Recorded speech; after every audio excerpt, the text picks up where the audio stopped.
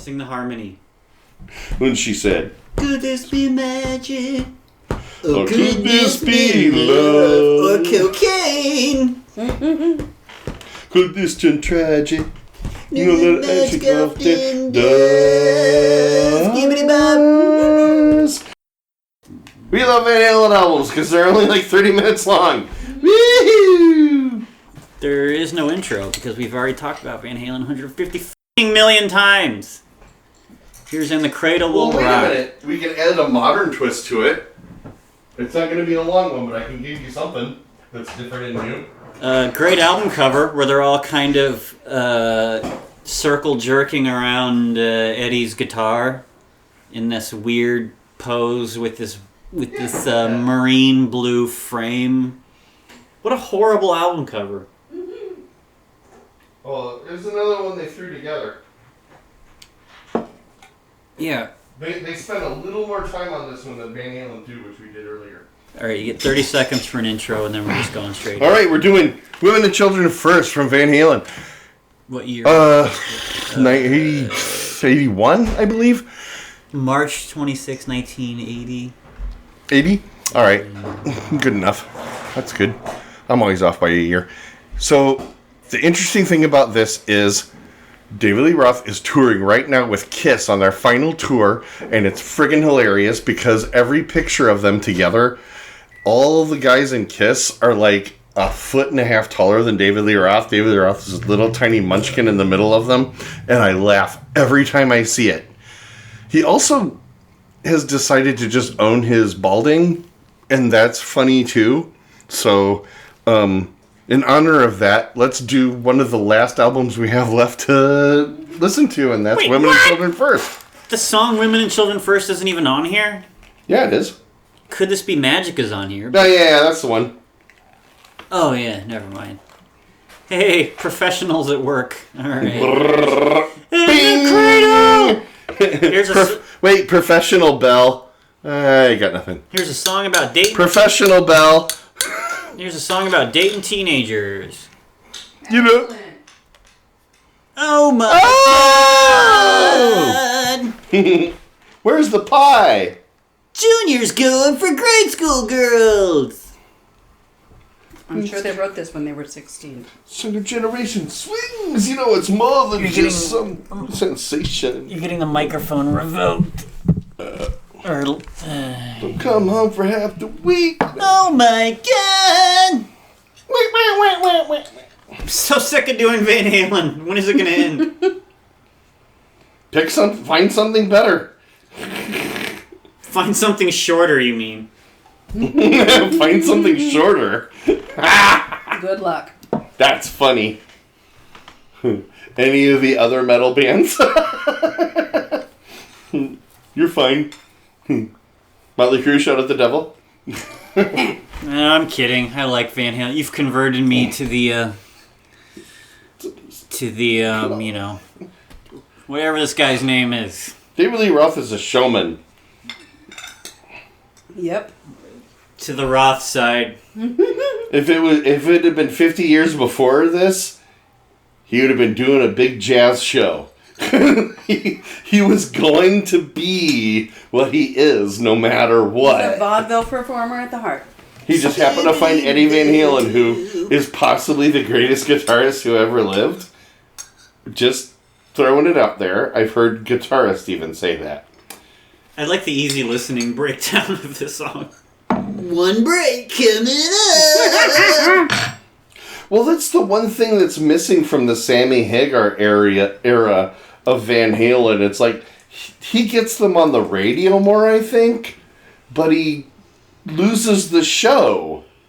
There's no show. Right, we say it every time. He was cracking the whip. Right. He's like, I got timeshares to sell, you motherfuckers. Yeah. If you watch the videos of Van Halen live, there's so many of them. I'm starting to get a picture of like he wanted to put all the production into the albums because when they do live shows, he doesn't seem to give a shit what's going on. He's gonna do his little choreographed, kicking doing high kicks in the air and flipping around and stuff. And it doesn't really matter because everybody's there just having a blast. They're high as shit. They're just having a blast. And you tell them a song is playing, whether you're playing it or not, they don't seem to care. People keep putting on the Eddie Van Halen page that they're like, oh, here's a video from the concert I saw, and I'd watch it and I'd be like, how come you get to sit this out? I'll be rejoining in one moment. You took the mic away from me because I had. Everybody one song. Oh, it's the Better Off Dead song with 2 exclamation points. I just like Van Halen albums because I like them, super but hot. They're so short you don't have to think of a lot. It makes me happy. See, that's why I love Van Halen now. They're just kind of the I ain't got time for this band. Like, get to the Let's point. have fun for half an hour. Whatever. How is there 2 sides to this? Artists for nerds. This is a good album, though. So good. I've always liked this album. And the reason I've always liked it is it's like the 70s meets the 80s. It's this is the last 70s Van Halen album. Even though you said it came out in 80, I thought it was 81. No, it kind of melts. Yeah, I can hear it. It's like right there, riding the line perfectly. There's still they like the echoey sounds of the 70s. You know, like you hear that kind of like echoey thing, and then it's like the next album is just like, what? This is completely different. You turned into a pop band. Wait, what was after this? After this Thank God we did these in order. No, Diver Down, Fair Warning, and then 1984. Oh yeah, we still haven't done 1984. We have to add that to the list. Yeah, that one's like, I would say it's the perfect Van Halen album, but it kind of dies at the end of the second side. I have this. I'm sure other fans really like it in 1984. The second half of the album, but it's like Hot for a Teacher, and then I kind of like Drop Dead Legs. The lyrics are really good. It could have been. They could have spent a little more time on it. Yeah, I don't know. Maybe It's not as sexy of a sound as the lyrics make it out like it's gonna be, kind of thing. Yeah, maybe I'm just being influenced by the album cover for some reason and what you said, but like this does feel like a weird little island of later Van Halen in the early 80s. Yeah, I don't know why. I'm just getting that vibe. I like how it's funny that David Lee Roth, and I have the book over here if you'd like to read it, where he kept pushing Eddie Eddie would always fall back on things every once in a while when he was drinking a lot, and David would tell him he had to no, get your shit together and come up with something new. We have to get something going now. Hence the song Take Your Whiskey Home. Yeah. Well, no, that's totally Dave performing. And then when Dave... If anybody thought David Lee Roth was pounding a bunch of bourbon every night, his voice wasn't that strong. He couldn't possibly do that. And he could look like he was. And Alex Van Halen was like, I wish Sammy Hagar was here. He knows how to keep mantras together. The only thing I can think about Alex Van Halen as a Van Halen fan is every time the new album comes out, he's got more shit to hit with his sticks. He just keeps buying more shit. I have to send Joanna some eye candy. Oh, that's some good eye candy. Come on, camera. It's not coming up. Tell him to look at you and smile. What the hell? Uh-oh. It's not working. Well, don't send her a picture of me. My God, she won't want that. Oh, that's good. That's right. Pew-pew. Work the cameras again. Look at... Oh, the camera sucks. Everything's always blurry. He's looking right at me because I'm the meat provider. I am the sucker. Everybody wants some. Everybody needs some. Everybody's horny. But see, here's this album is like the 80s still. They're thinking about playing in an arena when they write this. This is going to sound really good live, whether you can understand what you're hearing or not, because your ears are going to be completely blasted anyway. Damn it, what the hell's wrong with my camera? Like, all these are blurry. I remember. I was there. It's like if I move it in the slightest, it blurs. Oh, almost. We should do a Billy Squier sometime. Billy Squier was so good live. It was crazy. Like, he would do this, like, Fools. 80s pop album. Like, he did The Stroke, and that album is... But, there's, like, half the album's bluesy slide guitar kind of thing. Greatest song about hand jobs. But... Hold on loosely? Yeah. But don't let go. If you cling too tightly. If you cling too tight, babe, it won't let go. Stroke me. You could be a Cinnabon, you move quite well. I don't know why he wanted a dude to stroke him, but whatever. I don't care now. In the game. It's fine. It was a good song. This is my favorite Van Halen album so far. Of all the ones we've done. It's just, nothing's annoying looks me. like you're doing the stroke me. Yeah, nothing's annoying me. It's to the point. They sound like they're having fun. It doesn't sound He like... lets Eddie Van Halen have his little soliloquy thing This here. is better than Diver Down. It doesn't sound like a contract obligation album. This gets really good here. Yeah, that's it. It just sounds like they're having fun. Sweet. Gotta pee. Oh my god. That's some sexy right there. Is that Eddie Van Halen playing something kind of straight? It's kind of a hearkening back to Van Halen 2. That's a little bit how Dead or Alive starts.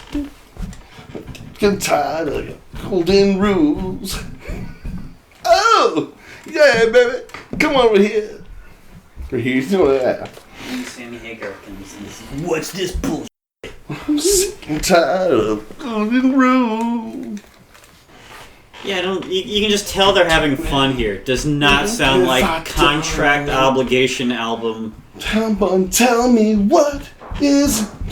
And you can just hear how much fun they're gonna have when they're on stage doing it too. Like, Yeah, see, we do. Who makes the rules? We do these all out of order, so I don't know when was what. I live with fools. So what album was this, like, in order? Like, what number? Third. This was only the third? Yep.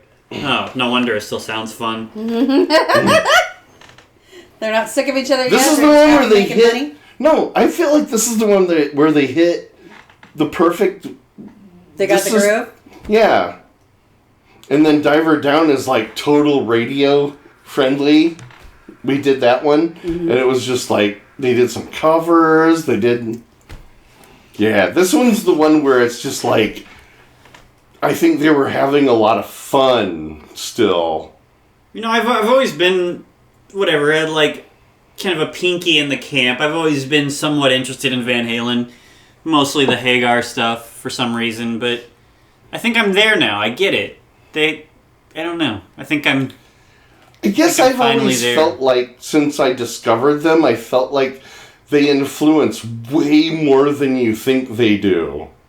Or I was going to say, Van Halen opened for Black Sabbath on their American tour.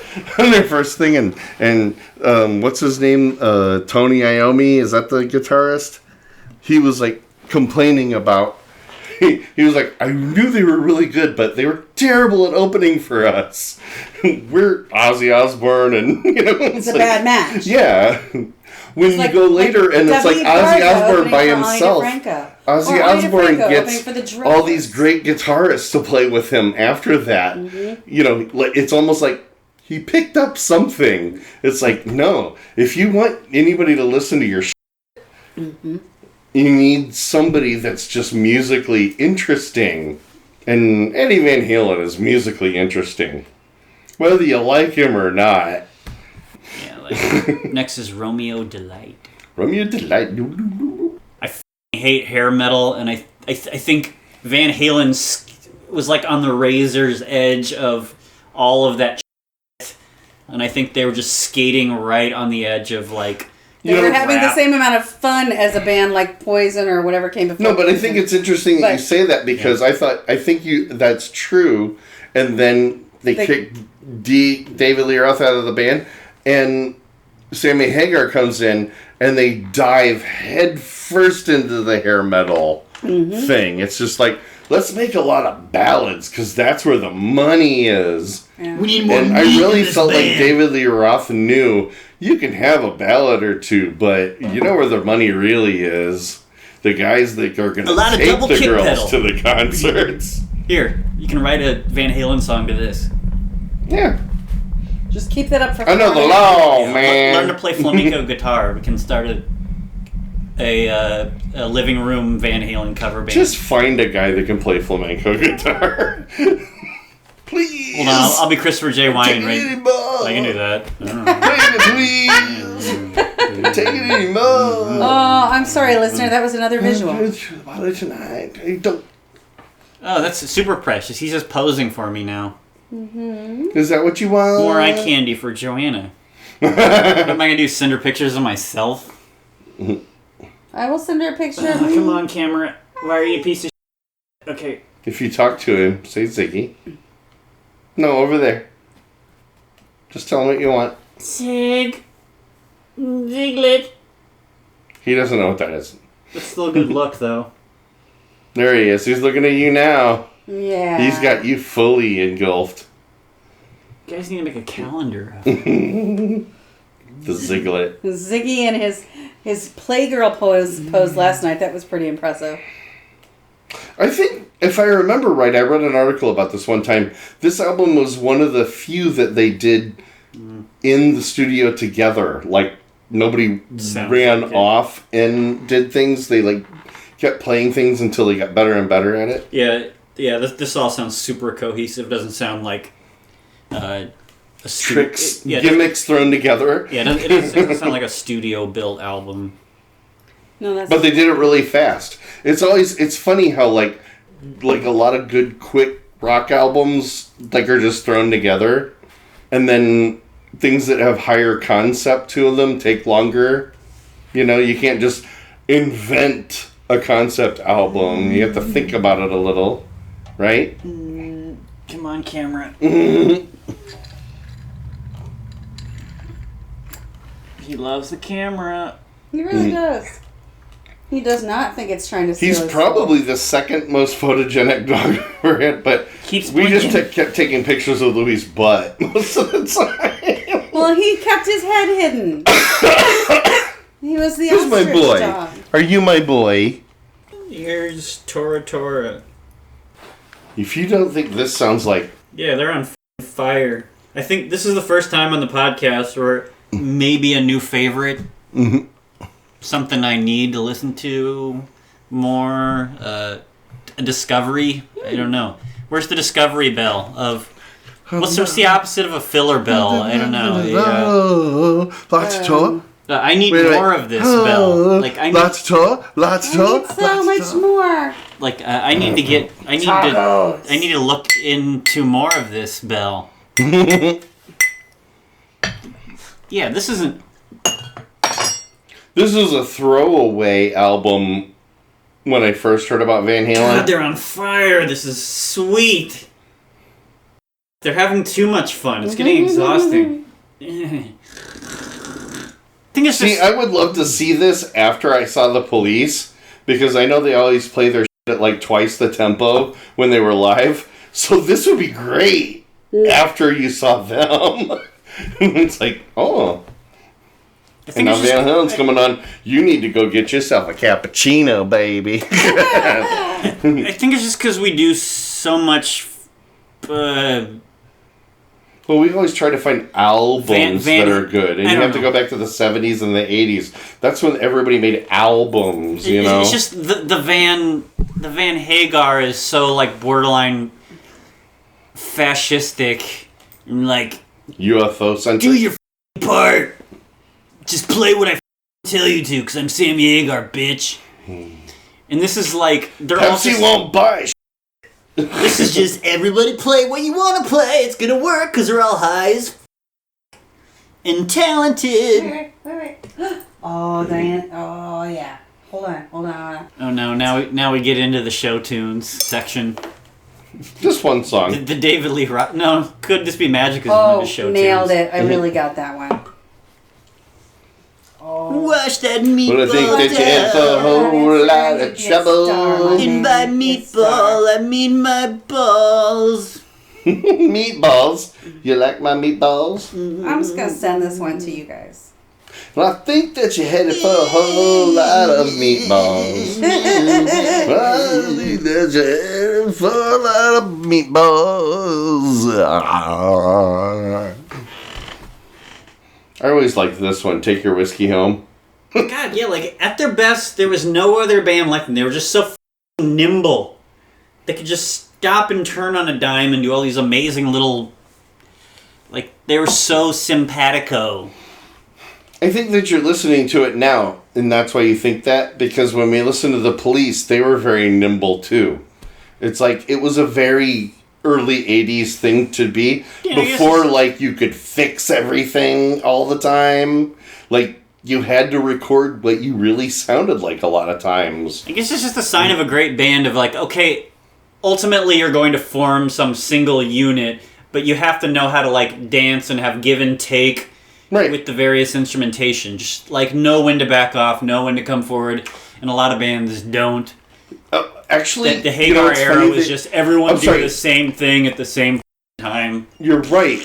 And I gotta tell you, one of the things I always loved when I was a kid is how Alex Van Halen gets to play the drums, and whenever he plays anything interesting, everybody does really kind of get out of the way and lets him do that, because the drum's just the rhythm, it's just the tempo.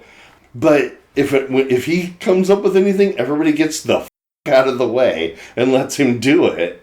Yeah. Like Eddie, he's the star of the show.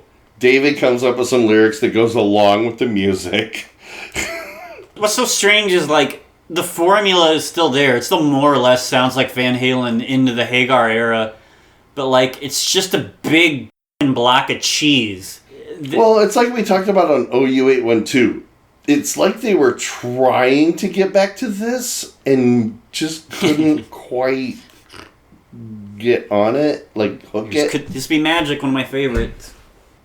Anyway, Van Halen, 10 out of 10 for me every time.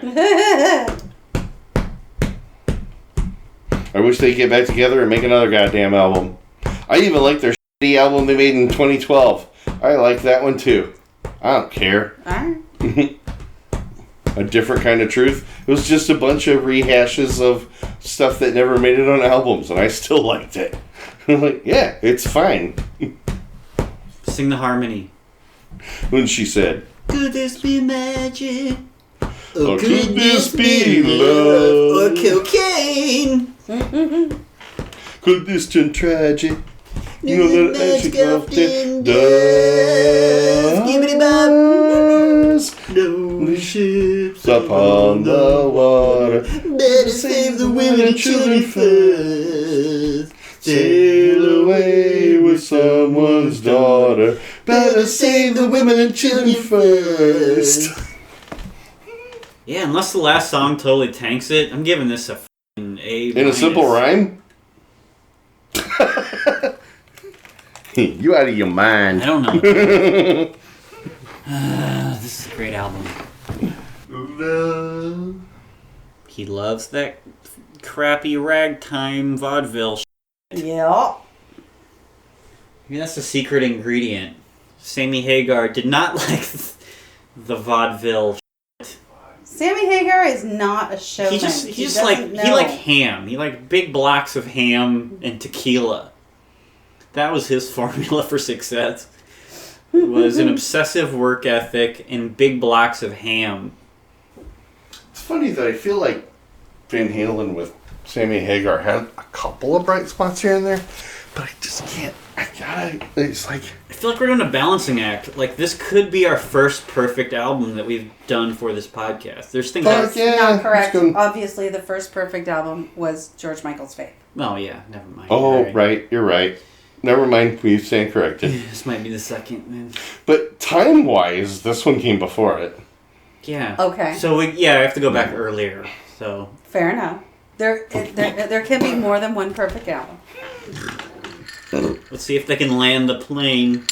Boom, boom, boom. Yep, they did it. Boom, boom, boom. It was such a disgrace.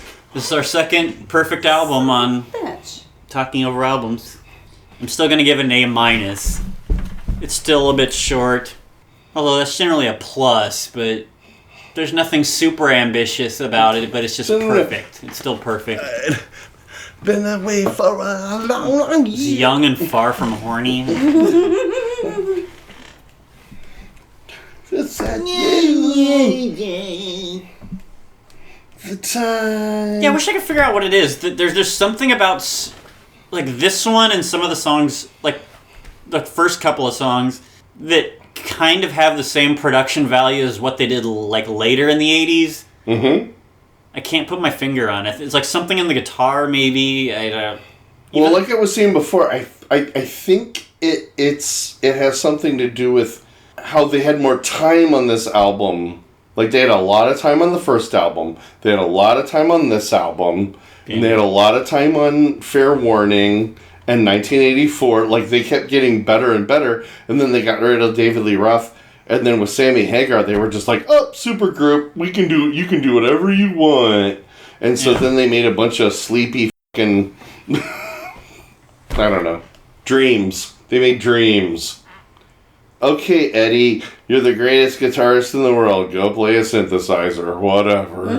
Yeah, like that's the shit that drives me nuts. Like, I hate the synthesizer stuff. And I like synthesizers. It's just like... Well, like, Fair Warning was supposed to be, as I understood it when I read about it, was supposed to be, like, a compromise between them because David Lee Roth was like, what are you talking about? You're the guitarist. But he wanted to play with synthesizers. Yeah. And so there's a lot of playing with it, trying to get it to work with his style. Mm-hmm. Like, David's style of what he wanted to sound like with Eddie. Because they were the two heads that clashed, and everybody else just wanted, come on, man, get together and get this shit straight. Like, I get that you have to keep the talent interested, but, like, maybe at the same time just be like... You're not a goddamn pianist. Yeah. Your dad played the clarinet, for fuck's sake. Like, if we want... You know, it's like, he knew what his instrument was. You know, like, if we want synthesizers, we'll get professional 80s synth players. You jackass. Yon Von Hylen was a beautiful clarinet player. Fine. No, he like, knew what his instrument was. That'd be interesting. Like, wants to do... He's like, I don't understand the thing where rock stars want to be actors and actors want to be rock stars, and, you know, it's like guitarists want to be pianists or whatever. Like, you know a lot more about them. Has he ever explained that? Like, what is... Like, Eddie, what his mental state was at the time where he's like, where he just wants to play synthesizer. Like, I understand the general thing of, like, okay, you get kind of burnt out with, like, one area of expertise and you kind of want to venture into something else. But for me, that's, like, such a weird midlife crisis thing, even though he's still young. But, like, kind of that thing where I'm not going to look anything up. I'm going to go right off my memory, so if I'm wrong, I'm wrong, but f*** it. But Fair Warning was a caveat to his synthesizer thing, but then by the time they started making 1984, Eddie was like, no, I want to do more synthesizer. And it's like, why? You're so good at playing. Alright, that's over. Last song like that was a bit of a dip, but still A-. Love in a Simple Rhyme. Awesome ass album. I hope this is still recording. Okay, it is. Hey, we're at 36 minutes. Sweet. Yeah. It pulled in time-wise perfectly for us. Yeah, that might be the perfect Van Halen. Other than the first one, it might... I know, you should listen to me more. I know a lot of great albums from cover to cover. But... Not to say I told you so, but... Yeah, because you're still in that sweet spot where Eddie Van Halen is in, like, I'm too good at the thing that I'm great at. I want to slap my dick on a synthesizer. Yeah. And we've been going into that. And it's really weird for them. It's my Eddie Van Halen impression. But we did 5150, and you agree, it's kind of like, it's radio friendly, but at the same time, you can see the big step. It's a big difference. It's before the boredom. It goes from concert friendly to radio friendly. Yeah, it was before the boredom induced synthesizer and corporate meat got involved. Yeah. And it was still like nimble, fun, to the point. They were all enjoying what they were doing. It just sounds fresh and amazing. Mm-hmm. I still think the first Van Halen album is... Like they were looking at each other and going... Pointing the finger guns and going, yeah! Yeah, hell keep yeah. doing Sounds that! like they're all having super fun. I still think the first one is, like, just always going to be the best Van Halen album. It's just damn near perfect. But what do you criticize about it? Close. Especially when you put it in the context of the time. You listen to something, like, that's what I would do. If the only way we could listen to Van Halen, the first album, is to start with something that was considered in the realm of that album at the same time. You know what I mean? Like Foghat. It's like, you listen to it, it's like, okay, but come on. You know? The first Van Halen album was 77, 78. 77. 77. I think it came out. What was even comparable at that point? Like, you had... Foghat. You had, like... Boogie Motel. Because, like, the freshest thing coming out was, like, post-punk and new wave. But, like, as far as rock but it wasn't music here went, yet. He was in the middle of America. Yeah, but I mean, like... he was making money. But rock music was on its way out, basically, at that point. Like, right. The arena bands that started to, like, dilute it to the point of death. So, like, where were they... I understand sometimes inspiration is just its own thing. Okay. Like, where were they pulling from, even? I will tell you a quick story. In Illinois, in central Illinois, we lived in Chillicothe. My dad hung out with some bikers and stuff. And what they would do was they would get bands to come and play at the horse... I don't know what it's called. But it's Detweiler Park. They had those horse things where you could run the horses around and see them before they raced. And they would fill that up with people, and bands would come play. And people would just stand and horse. I don't really understand it now, but it's good for your feet. But my dad would be like, "Oh, you should hear Nazareth. That's a really good band." And then he was like, "Oh man, I just heard Cheap Trick in concert. They're pretty good live, man. That's a great band. You gotta check them out." You know, my dad would come home and he would tell me about these bands when I was a little kid, and it was all these like bands that you don't hear about now, but it was like what Van Halen is tapping into, this beginning of what became like it ultimately became hair metal. You know, like LA took it over and made money out of it. There was all this stuff happening in the late 70s, and I think they were trying to outrun the post-punk thing that was happening, because that kind of just took over, like with the Police, for instance, and Blondie, and the Talking Heads of eventually here. They were a couple of years off. But yeah, like by 83, it was just like all those bands that just made it by touring and getting fans from playing live. They were just gone, man. There was just nothing left. It was like, if you don't have a company behind you, you're just not shit, you know? Anyway, it's just one of those things. There's like Van Halen was like this neat touchstone between two eras. Hi, David Lee Roth. The only listener. Bastard. Please don't die of the coronavirus. Everyone say goodbye. He's got one more album in him. Okay, we're gonna close it out with our typical. 'Cause I'm proud to be an American. We always close out every episode with a group hug. So let's go. Yeah. No, we all usually sing. 'Cause a friend's a friend forever. That's a different episode. No, I thought we always went 1, 2, 3 and walked away with our heads down. It's a and teaser moan. for the next one. Ready? So pray for me. No. There will be no praying. Pray for you. Don't you go pray listen on to me. your Christian music by yourself, you weirdo. Don't you pray on me.